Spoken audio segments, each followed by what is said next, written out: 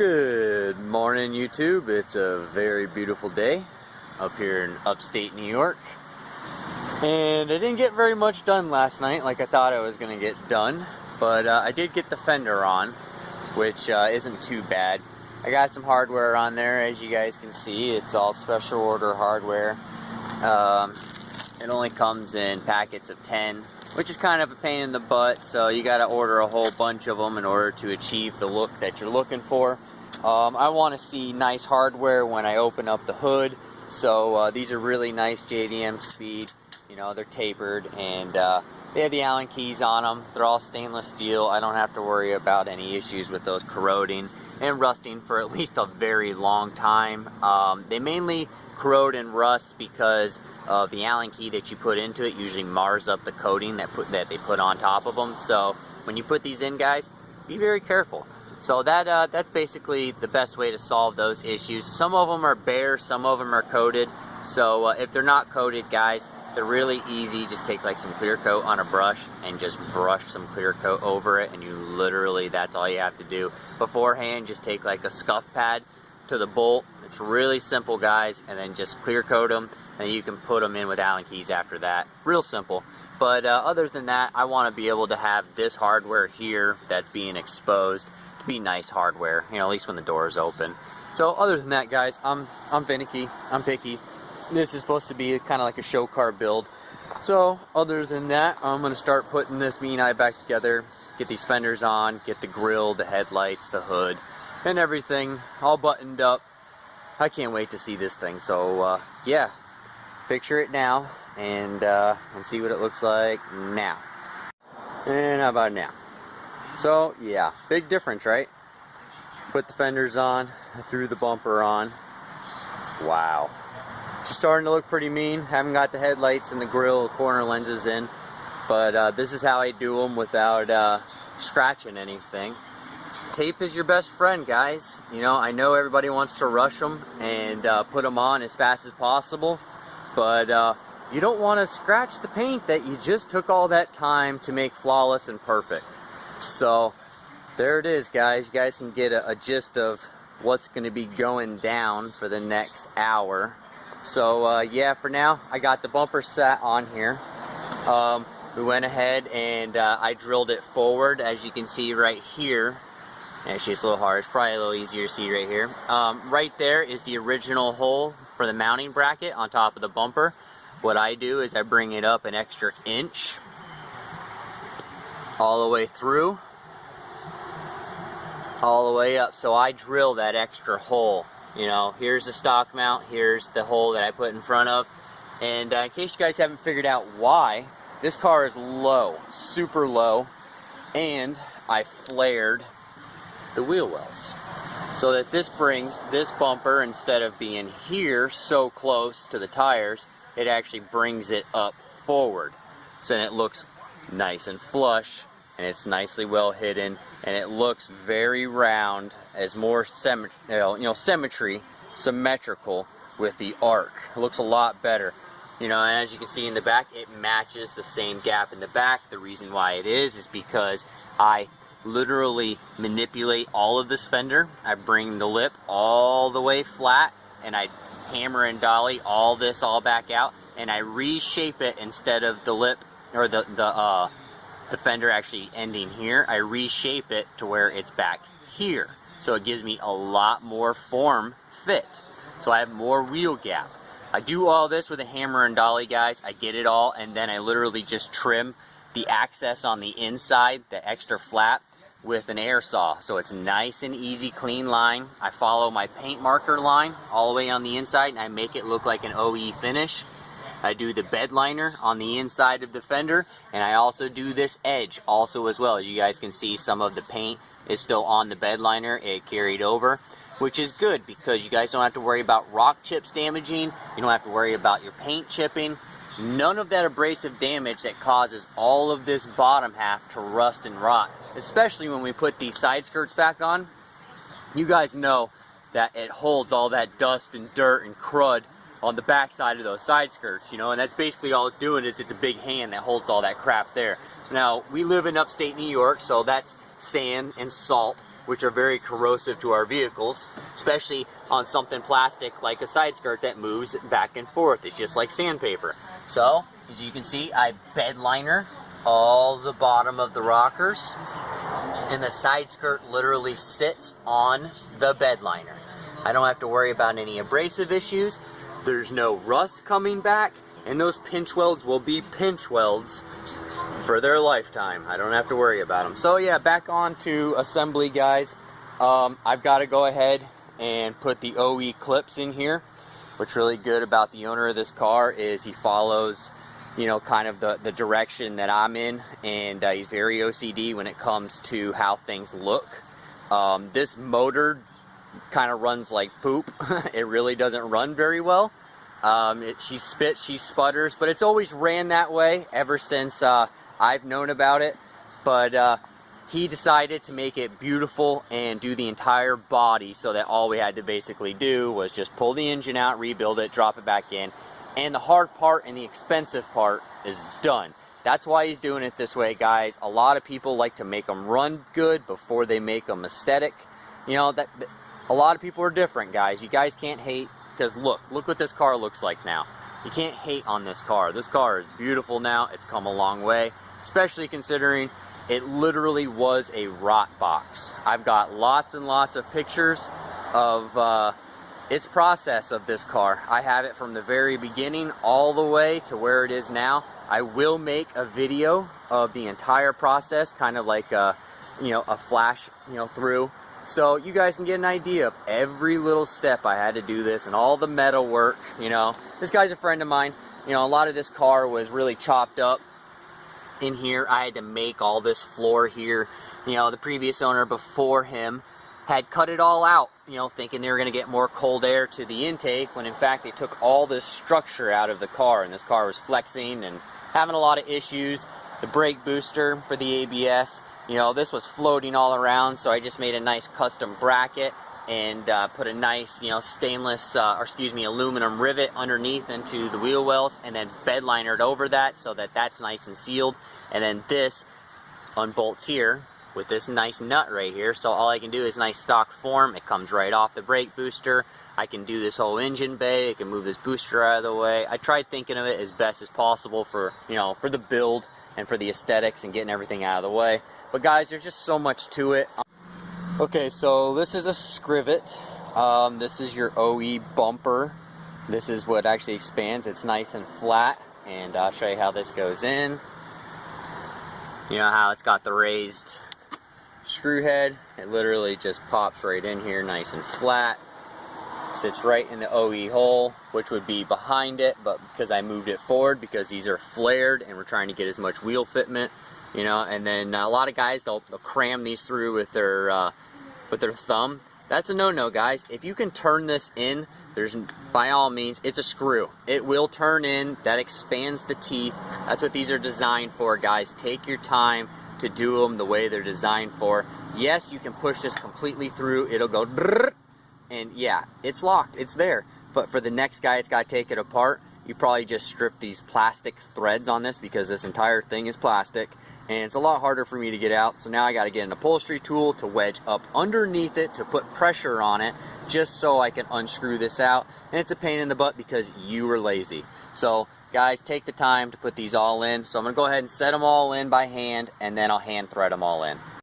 Alright, so real quick, some educational stuff. You guys see scrivet and you see screw rivet. There are two different parts, guys. If you guys are looking to put these together with the OE Subaru factory parts, there's a difference. Scrivet is for the bumpers. It's that flat piece I just put in there.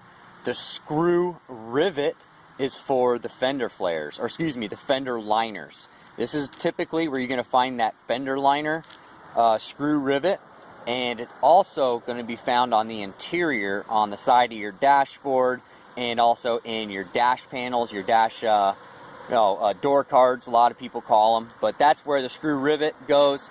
Yeah, other than that, guys, a nice little basis of the difference, give you guys an idea of what you guys are looking at. Obviously they couldn't You know, this is a screw rivet. It does expand, but they can't call it a screw rivet because they already have a screw rivet, and for some reason it's not a screw. It's just a tab. You push it through and it expands. In order to take it off, you push the tab all the way through, and then you can take the upholstery plug out. They're really easy to use, but yeah, they decided to call this a screw rivet and this a scrivet. Okay, so starting to make a mess. I went through this box, and as you can see, I've got lots and lots. How Subaru does it, it's just one clip per bag. That's one part.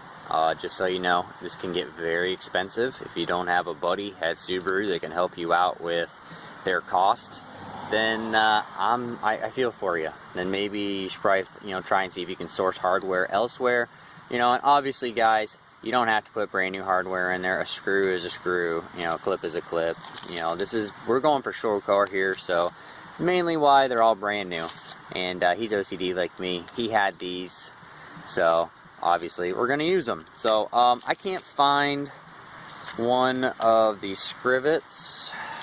I'm not sure if I misplaced it or not, but he's missing one, and I've got an entire box here that I've got to go through. You know, here's brand new moldings for the doors, hood moldings. You know, you guys can get an idea, all the clips. Everything's here. I got to go through everything, guys, and see if I can find another scrivet. Wow, so nice. Well, you guys can see why they call them the mean eye. They are mean. This front end is beautiful. Wow. Wow, this car is gorgeous. So that's all that's left, is throw the hood on. Complete the story. Basically get this front end together. What do you guys think? I think it's gorgeous. I think it's nasty, man. I think it's beautiful. Let me know in the comments. Okay, so now this is the tricky part. Obviously, I work by myself, and yeah, that hood is heavy. It's the very first generation Impreza. They're not aluminum hoods. They're the first of the hoods, so they're steel. They transitioned over to aluminum hoods after. You can get an aluminum hood for this body style. It is a JDM hood. They did make them. They're extremely rare. But they also make aftermarket hoods that you can order that are brand new, and they're OEM hoods, and they're made out of aluminum. So you can source them, you can find them. So if that's another way you guys want to go, you know, it's perfectly fine. But this has the stock original steel hood on it. So I'm going to put this on by myself without scratching anything. This is how I do it. I take my microfiber cloths, I put them right here in the pocket, right behind the actual hinge itself. So when I put the hood on, the actual hood point will rest right here where my finger is. Also on the other side. Now I'll take the second one. Now this is for insurance purposes, in case it slips. You want to make it a little bit wider in case I lose my grip and I come down on it. This helps with scratching and nicking. Nice and easy. Do the same thing to the other side, and I'm gonna go grab this hood. So slowly getting down to parts. Fenders are gone. Still have a few odds and ends, few painted pieces that do need to go on the car. Mirrors, side skirts, you know, a couple lights, the bumper moldings for the doors, you know, a little few odds and ends. That's going to be the next attempt after the hood. I'm going to put on the deck lid. Here she be, guys. You know, I keep towel on it. It keeps the dust and whatnot off it. Also prevents anything that slaps up against it. I don't have to worry about it. But yeah, I'm pretty sure I still got the hardware still in it. And I do. That's definitely a common practice to me, is instead of just throwing the hardware somewhere, if you can just draw it back in there, you know where it is. Those are the hood correct hardware. So they'll go right back in where they're supposed to go. So I'm going to carry this outside. Let's do this.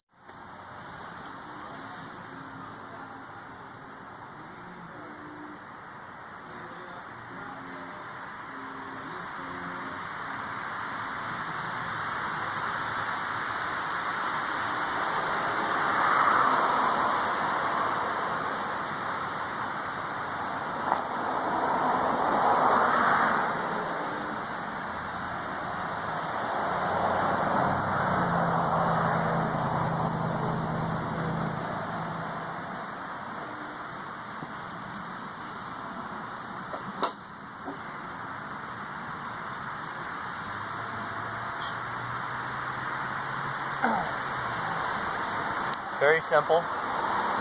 Set it right in the pockets. You know, keeps it off the fenders. The second cloth that I put over helps with the overlay for the fenders. It's a little extra protection. It's just something that I've learned.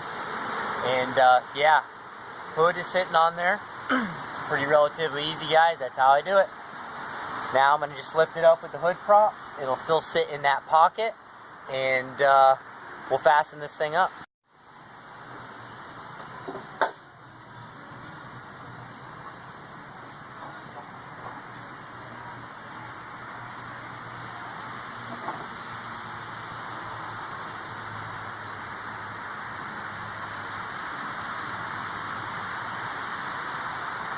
Start with this side.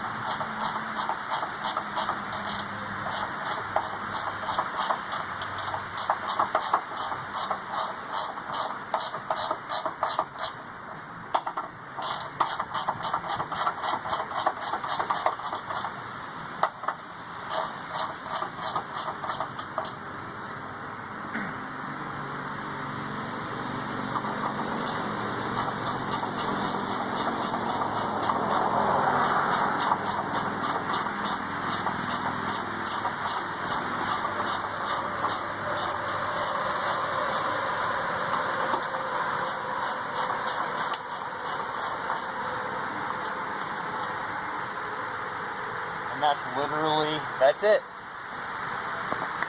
Pretty easy, guys. The hood's on, and give you guys a real quick overview of what we're looking at.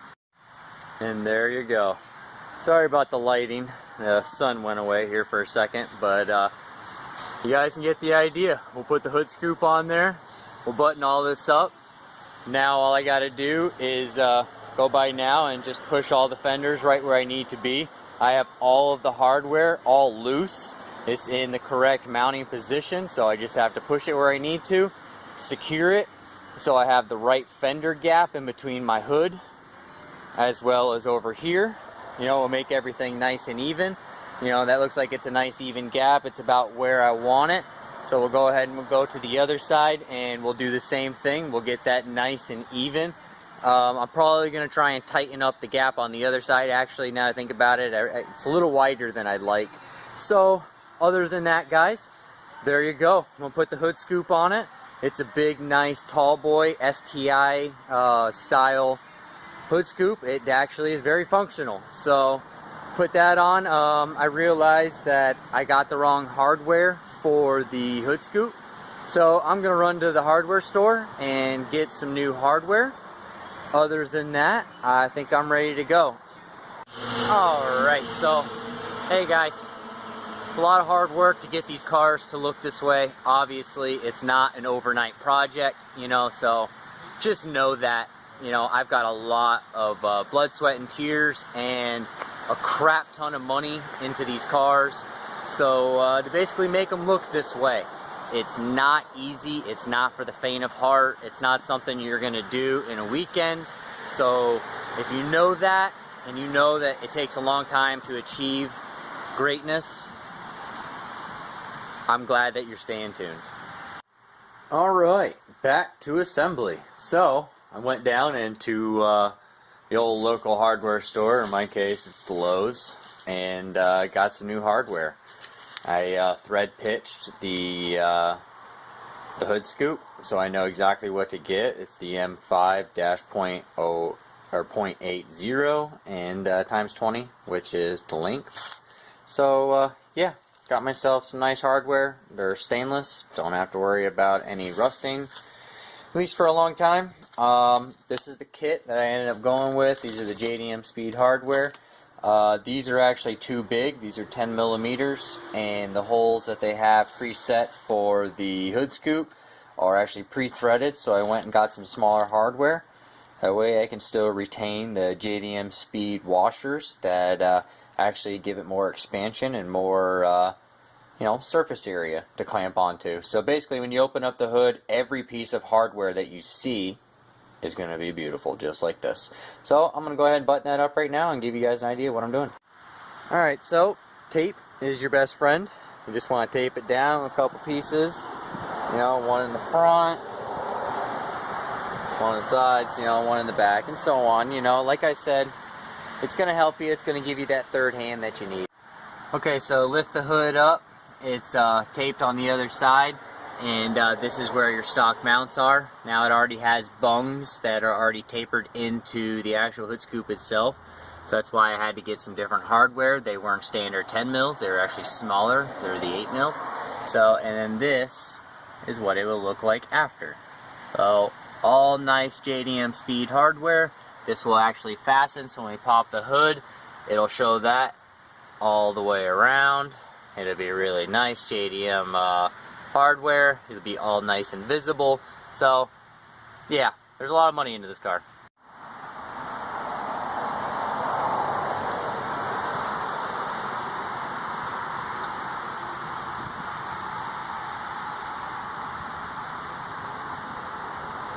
Yeah, just take your time with your Allen keys. You don't want to mar anything up. You know, make sure all the lettering is all in the same way. You know, you want to take your time to make it show quality.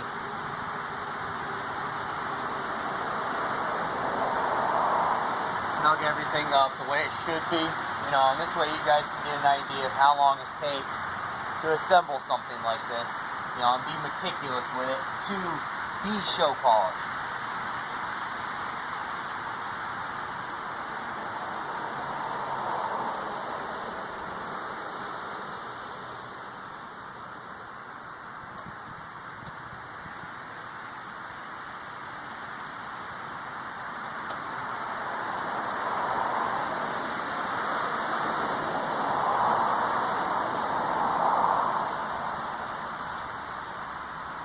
I mean, obviously, guys, if you don't want to watch all this process, you can fast forward ahead. You're not going to hurt my feelings, and I definitely won't know if you did it. But you guys can get the idea. It takes a while to do this. I don't use power, because I don't like stripping it. These bungs are in fiberglass. You can generally pull it right out of the actual hood scoop itself, so hand tight it, be as snug, finger tight. Okay. That's 4. I'm going to grab some more hardware. Looks like I got 1, 2, 3, 4. 4 to go. Total of 8 bolts. You'll be all dressed up, nice and pretty. Yeah. Giggity, giggity, goo.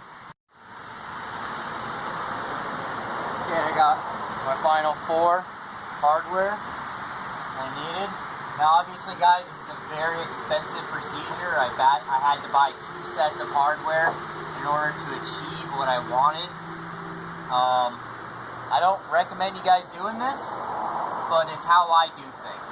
I go that extra mile and do things that people don't have. I like having things that people don't have. I like being original.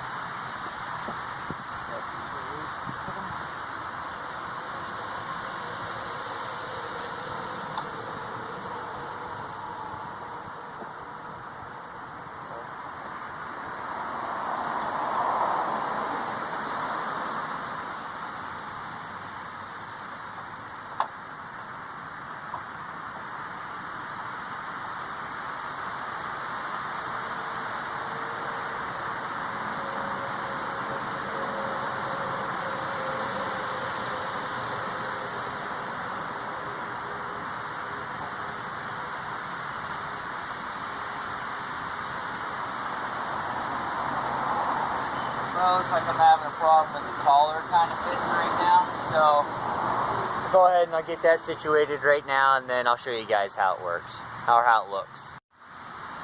Alright, so it's the last bolt. It's been about 22, 23 minutes or so just doing this, and it's very time consuming.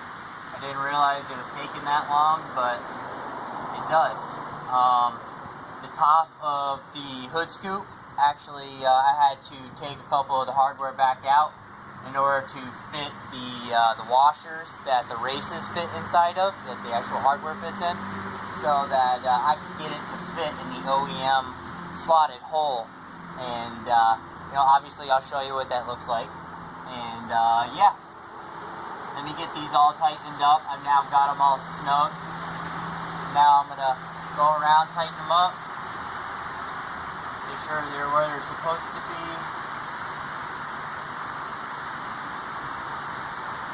You don't want to go crazy tight with them.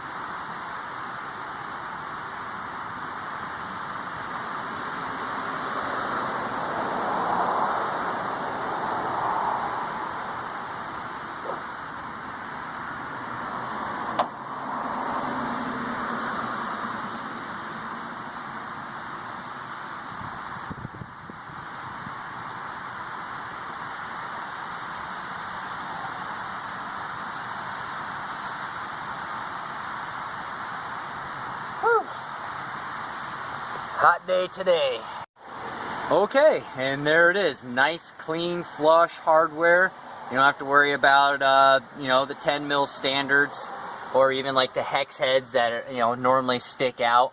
These all have the holes that recess in there. You guys can see the washers fit perfectly right in there. Nice and neat.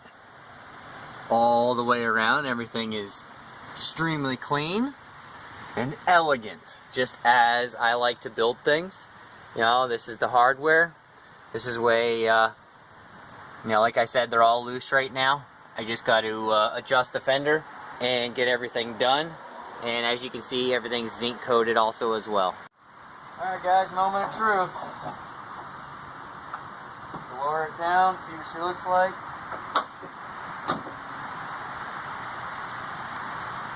Remove all your tape.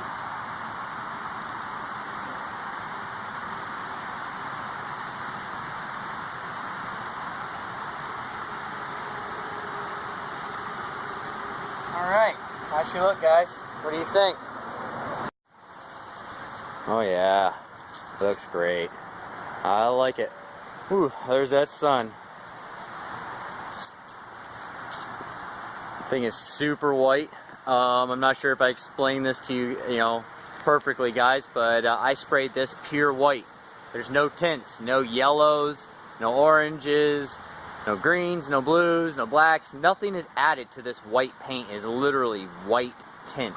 So it's literally an eye burner. It's an eye squinter. So you guys can see how bright this is. It's super, super white.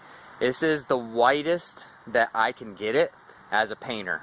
So yeah, nice eye squinter. What do you guys think? Okay, so now it's on to the next project. So I went ahead and I busted some tools out and got everything all out of it. Top 17s and the now I just gotta do the two bottom 17s as well. There's one underneath here and one here. They're connected to the bottom of the rad support. The center of them has a Phillips head screw. So there's, you know, I mean, I wouldn't recommend trying to take them off with a Phillips head screwdriver. You're just going to strip or break the bit. But other than that, they are 17s as well. They're very slim looking, so they're a little hard to miss. They don't have a head on them. Picture the washer being hexagonal, and yeah, that's what they look like. So I'm going to bust those off right now so I can get the last of this bumper off and basically get this GF8 ready for resale, which would be pretty nice. Yeah.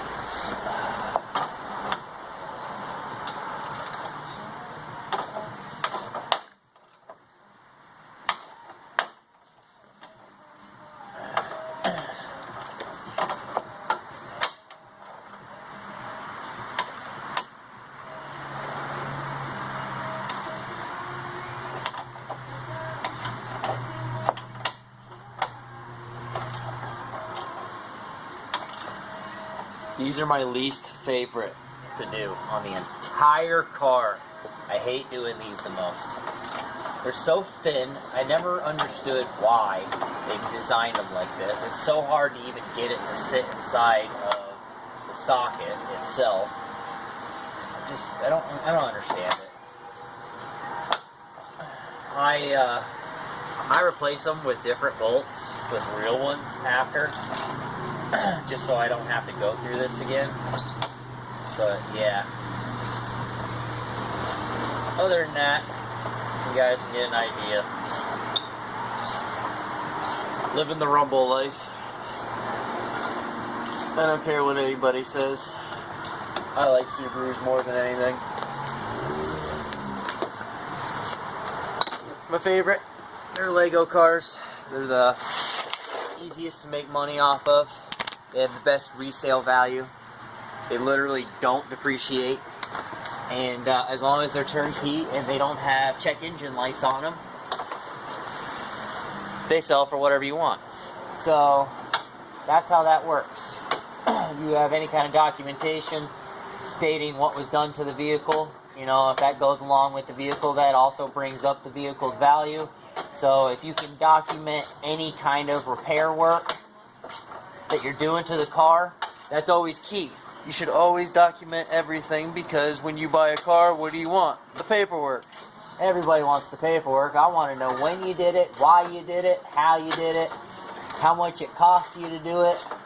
I want everything. I want all the facts, because I'm now the new owner, and I can put everything into perspective when I'm buying the car.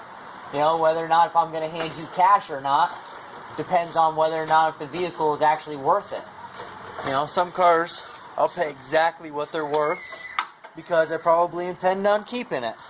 But I haven't done that in a long time, because it's hard to find a really, really, really nice car that you intend on using. Oh, and by the way, that's what these things look like. They're very, very thin, so when they're mashed down and they're completely flat, all you see, because this part here is recessed in, so all you see literally is just this.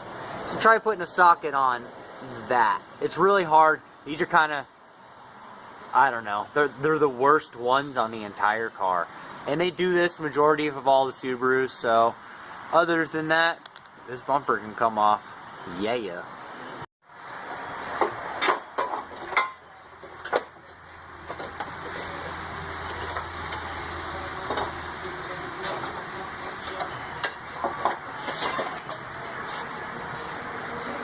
Oh, nice. So, with the JDM bumper is the lightweight, flimsy JDM steel bumper, which is really awesome. So this actually takes a lot of the weight out. If you guys have checked out and followed my channel from beforehand, you know that the white GC8 that I'm working on, the flared one, it has a normal USDM big steel bumper on it. So these things are ideal for losing a lot of weight, guys. These are awesome. That's a nice find I'm seeing on here. So this will actually be worth my time to straighten this bumper out make the tin straight again, and repair this bumper. Put this thing back in primer. I can fix that. That's not a problem for me. No big deal. Bumper repair, a little bit of heat, some memory, back in business, put it in primer, paint it, and I got a really nice bumper again. So other than that, yeah. I hope you enjoy. Alright, so because this was hit on the passenger side, I'll get out of the way. You guys can see right here, this is nice and flat, and as it should be. I can see a little bit of indentation here where it was actually pushed, which means that the top of the rad support here was pushed in also as well, which is why this has a little bit of give here. This got buckled here also as well. You can see the crease where it took majority of it. I'm guessing that's exactly what hit this radiator. That's why it needs a new radiator. So that's why that needs to be replaced. That's been busted. And this here now needs to be pulled back out. This needs to be straightened up. While this has pressure on it, you can put this to where it needs to be, metal manipulation, and basically do the same thing in this process. You'll undo the wreck. Unfold all this, take your hammer and dolly, hammer it nice and flat. It's pretty relatively easy, especially, this is all covered, guys. The front bumper, grille, headlights, assembly, and corner lenses and whatnot basically covers this entire assembly. So you just want to get it straight and to where all of your body parts are going to line up. Now, obviously, I can't, well, I say obvious, it's obvious for me. I've been doing this for 20 plus years, so I know that I can't pull this out until I have fenders for this car. The reason for that is because I'm going to have to put the headlights and the grille back in for a dry fitment. To dry fit it, I'm going to have to shut the doors, put the bumper on it, and make sure everything lines up and I have the right gaps everywhere where I'm supposed to be. Everything's pulled out correctly, you know, within an 1/8 inch or so. And yeah, all the parts are correct. Then I can start painting parts, and when I go to put it back together for assembly, I know everything is going to fit perfect. So I can't really put it any easier than that in explanation. So basically, long story short, I'm going to do exactly what I just said. I'm going to go ahead and manipulate some metal. I'm going to undo this wreck.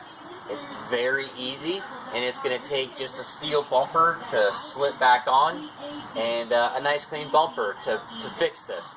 This entire car is going to be bolt-on parts to get it back on the road, which is really nice. The only thing that I really got to do that's not bolt-on is the windshield. The windshield's cracked.